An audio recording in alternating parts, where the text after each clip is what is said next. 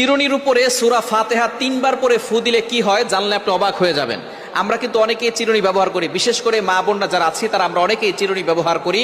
আবার অনেক মা বোনদের মাথায় অনেক সমস্যা থাকতে পারে, মাথা ব্যথা হয় এবং মাথার চুল উঠে যায়, চুলের গোড়া নরম হয়ে গেছে, চুল বারবার উঠে যায়।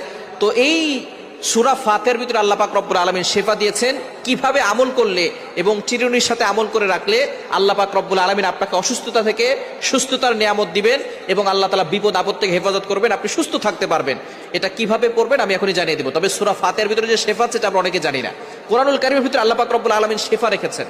আল্লাহ পাক রব্বুল আলামিন নিজে বলে দিয়েছেন 15 নম্বর পারা 9 নম্বর পৃষ্ঠার 2 নম্বর লাইন, সূরা বনী ইসরাঈলের 82 নম্বর আয়াত আল্লাহ বলছেন, ওয়ানুনাজ্জিলু মিনাল কুরআন মা হুয়া শিফাউ ওয়া রাহমাতুল লিল মুমিনিন। আমি আল্লাহ তাআলা মুমিনদের জন্য এই কোরআনটা রহমত হিসেবে শিফা স্বরূপ নাজিল করে দিয়েছি। সুবহানাল্লাহি বিহামদি। সুতরাং কোরআনের ভিতরে শিফা আছে, আর এই সূরা ফাতিহার ভিতরে শিফা আছে। নবী সাল্লাল্লাহু আলাইহি ওয়াসাল্লাম